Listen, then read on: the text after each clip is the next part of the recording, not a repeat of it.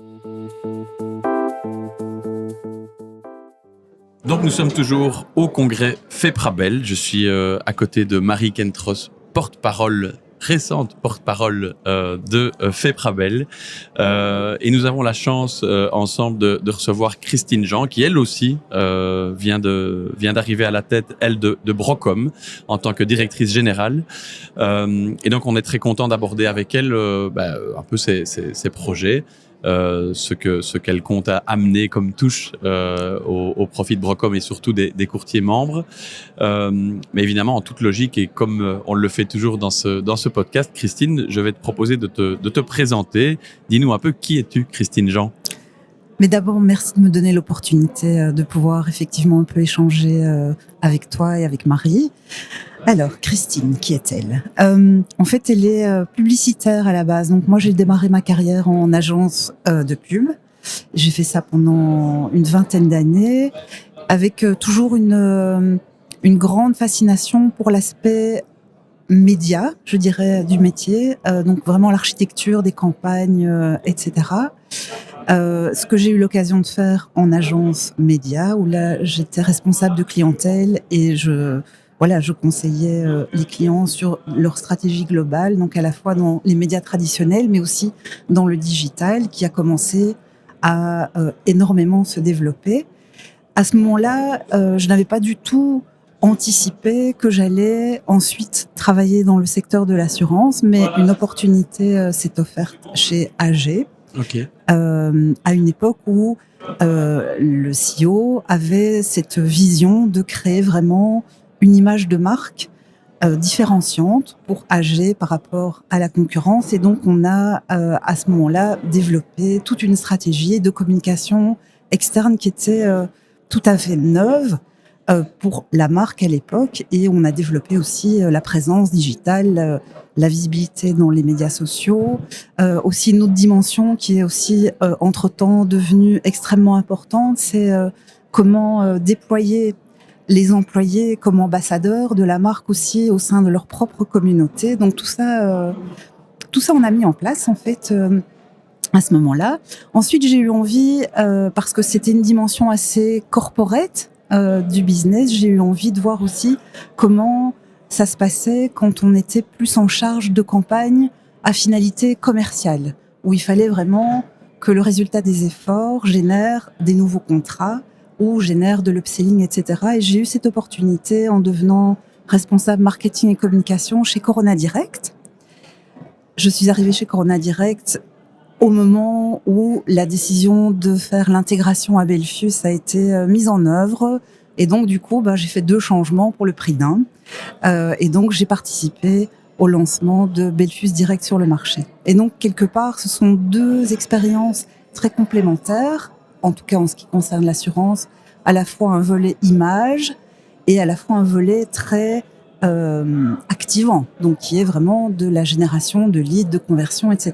Et ce sont, je pense, 2 dimensions qui vont être très intéressantes dans mon nouveau rôle chez Brocom, où là aussi, il s'agit à la fois de travailler sur la notoriété et l'image de marque du courtier, mais aussi de veiller à ce que un nombre optimal de prospects, de nouveaux clients arrive aussi chez les courtiers plutôt que chez d'autres opérateurs ou d'autres canaux de distribution.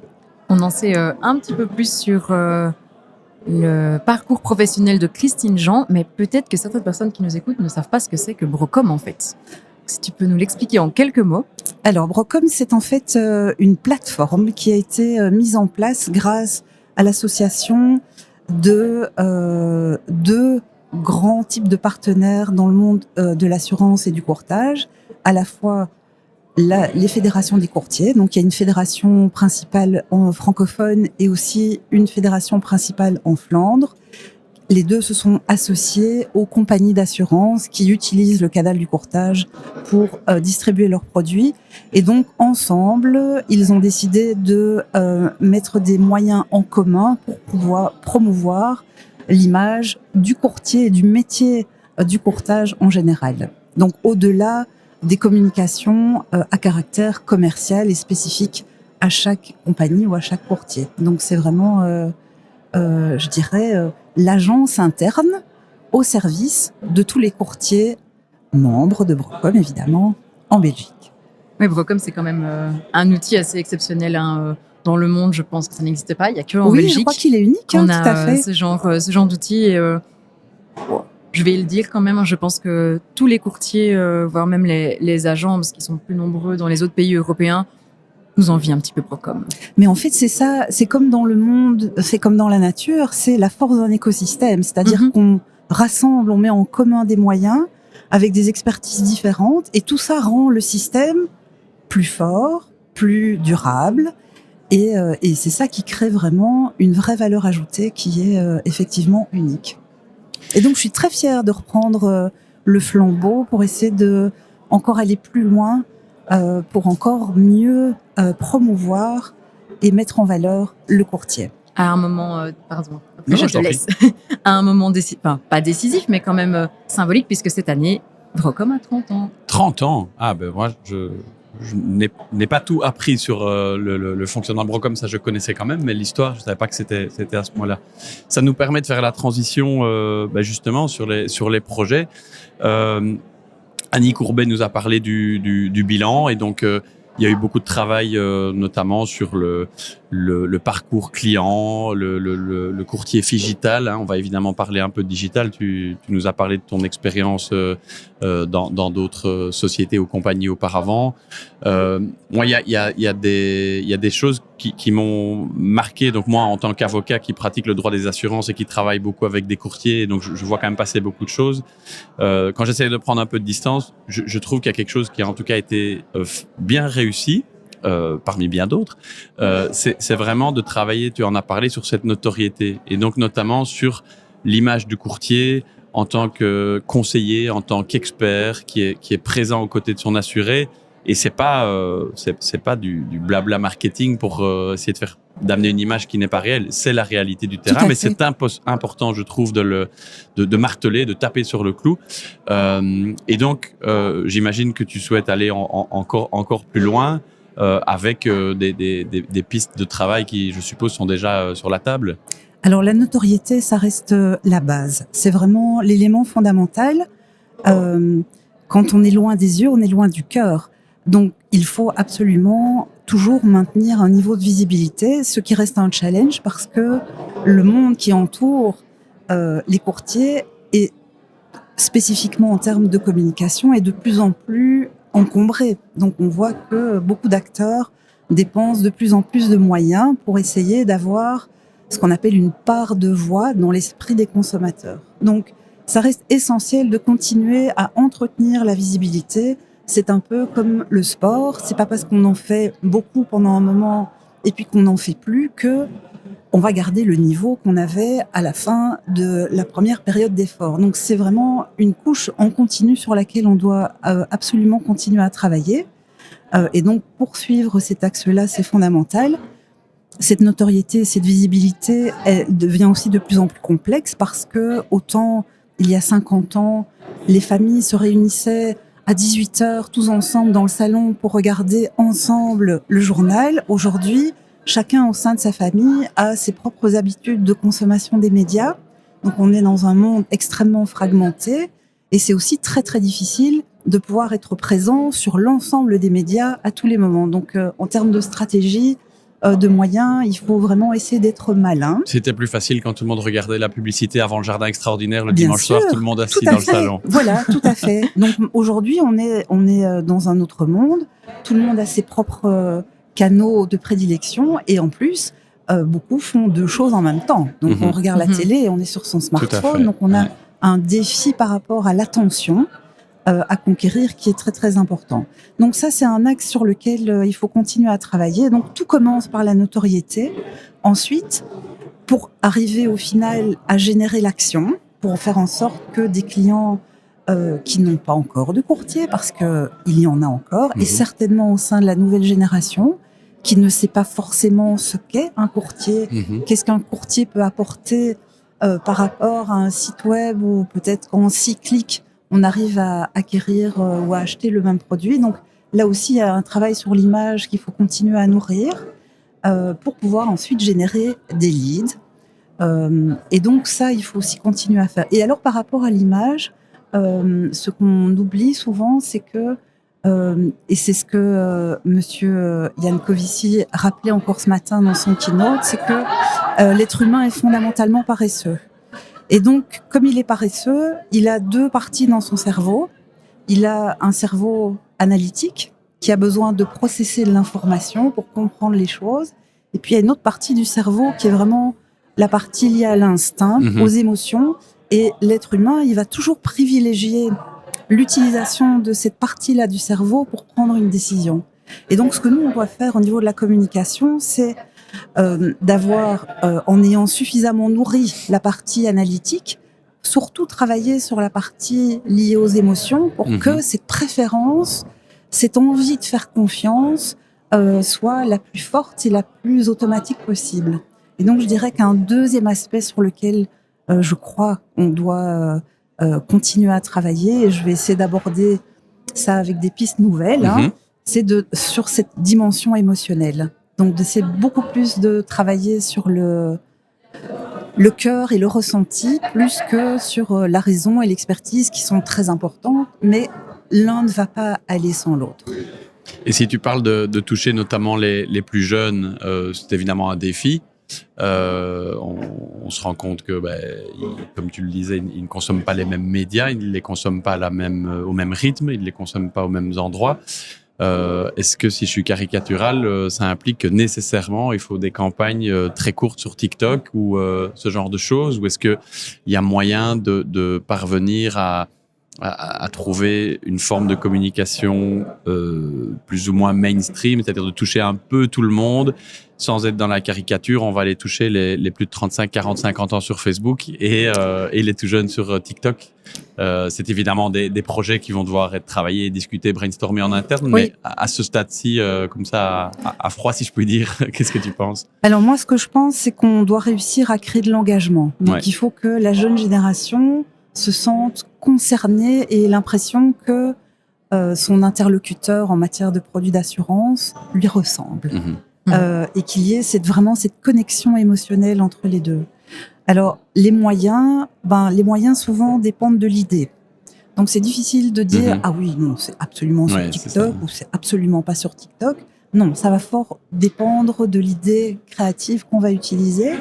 Moi, je pense que les jeunes ne savent pas ce que c'est un courtier, à quoi ça ressemble un courtier. Est-ce qu'on a envie de devenir courtier? Aussi, donc, il y a aussi toute cette dimension de rendre ce métier aspirationnel pour cette nouvelle génération en tant que client ou en tant que employeur potentiel. Et donc, c'est quelque part mettre le jeune courtier, un peu en faire le héros d'une histoire. Okay. Donc voilà. Donc ça, c'est ce que moi j'ai dans la tête là pour le moment. Mais je suis très curieuse. On se projette de voir, donc déjà avec un courtier à choisir peut-être ici au congrès en Superman ou en Iron Man. Mais en fait, on verra quel super-héros va être choisi. Et donc les jeunes courtiers que je croise, je leur dis est-ce que je peux vous prendre en photo?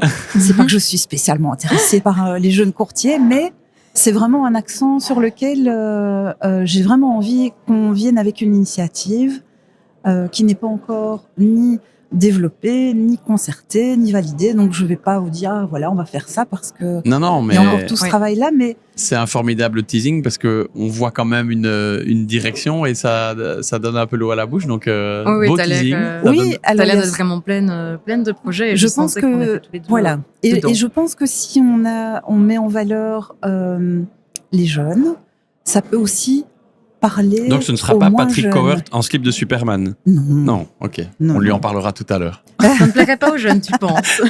Bon, ça aurait au moins le mérite de l'originalité. Oui, tout à fait. Ça ferait parler. C'est clair. Mais avant que tu le proposes, je ne mettrai pas un slip de Superman. Non. Mais il a le droit de garder ses bretelles. Non, je ne le ferai pas. Ah, pardon, j'ai compris. Il ne mettra pas un slip de Superman. Vu que tu dis que pour Patrick, ça ne va pas et que j'ai repris la partie image. Non, tu ne fais pas non plus. Bon. Je ne le ferai pas. Peut-être les Santiago de Wonder Woman. Allez. On peut négocier, mais je pense à discuter. Et alors, il y a un autre aspect aussi, et ça m'a vraiment fort frappé au congrès aujourd'hui, qui est le premier congrès auquel je participe. Et en fait, oui, le monde du courtage est extrêmement concerné par le monde qui nous entoure, les choses qui se passent, la durabilité. Il y a énormément de réflexions.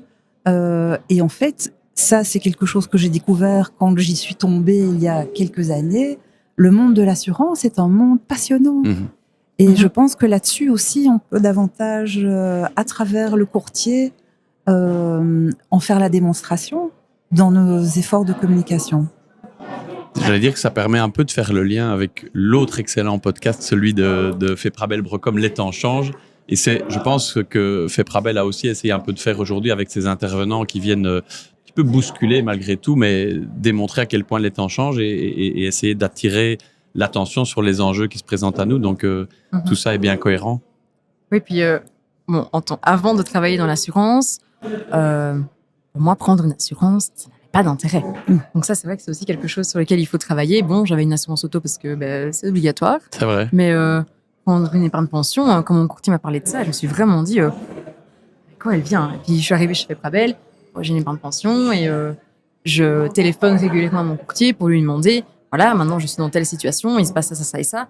Est-ce que j'ai besoin d'autre chose? Et mon courtier m'a déjà répondu, non, parce qu'il sait, il va pas me vendre quelque chose dont je n'ai pas besoin. Donc il y a cette sensibilisation aussi qui est importante de montrer que c'est pas juste vendre un produit, on distribue quelque chose qui a du sens et qui est là pour si tu en as besoin, il vaut mieux que tu l'aies parce que on ne sait jamais ce qui peut t'arriver. Oui, tout à fait. On ne souhaite évidemment jamais qu'un risque se réalise, mais s'il y a un risque, c'est qu'il y a une potentialité pour que.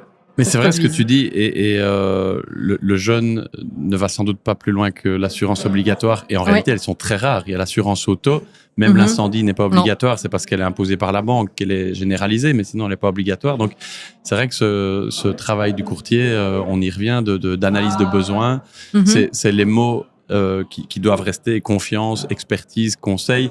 Quelle que soit la manière dont on communique, quels que soient les médias choisis, ça reste quand même le message de base. Et ça, je pense que tu nous as confirmé que c'est dans ce sens-là que tu comptes travailler. Et je pense que quand on en revient à cette idée de paresse, quelque part, le courtier est là aussi pour nous débarrasser, entre guillemets, de toutes les tâches qui ne sont pas très excitantes à faire quand on doit conclure, souscrire une assurance. Et donc, c'est aussi ce rôle de prise en charge qui n'est pas sans doute suffisamment mis en valeur parce qu'il y a en fait extrêmement peu de produits d'assurance qu'on peut acheter en 3 clics. Ouais, c'est vrai. Même une assurance auto, il faut envoyer une attestation de sinistralité. Enfin, il y a des tas de démarches que le consommateur, s'il le fait en direct, doit quand même faire lui-même. Et quelque part, mais le courtier, il est là pour dire non seulement je comprends vos besoins, vous pouvez compter sur moi pour que je vous propose la solution qui correspond le mieux à vos besoins, et je vous décharge aussi de toute cette partie administrative qui pour vous est juste une source de stress et qui, moi, fait partie de mon expertise et de mon métier. Ouais, là je pense qu'on se rejoint tous, on est bien d'accord, et ça fera plaisir à entendre aux nombreux courtiers qui nous écoutent. Mais Christine, on va essayer de respecter le timing et de te libérer puisque tu dois intervenir en conférence plénière dans pas trop longtemps. On termine toujours les épisodes de la même manière. Est-ce que tu as un livre, un film ou un documentaire, ou les trois, à nous conseiller? Alors moi, je suis une grande enthousiaste et donc j'ai très souvent des coups de cœur dans plein de domaines différents. Alors il y a un livre que je recommande à tous les francophones wallons, même si à la base il a été écrit pour les flamands. C'est le livre de Alain Gerlache qu'il a écrit sur l'histoire de la Wallonie. Ah oui.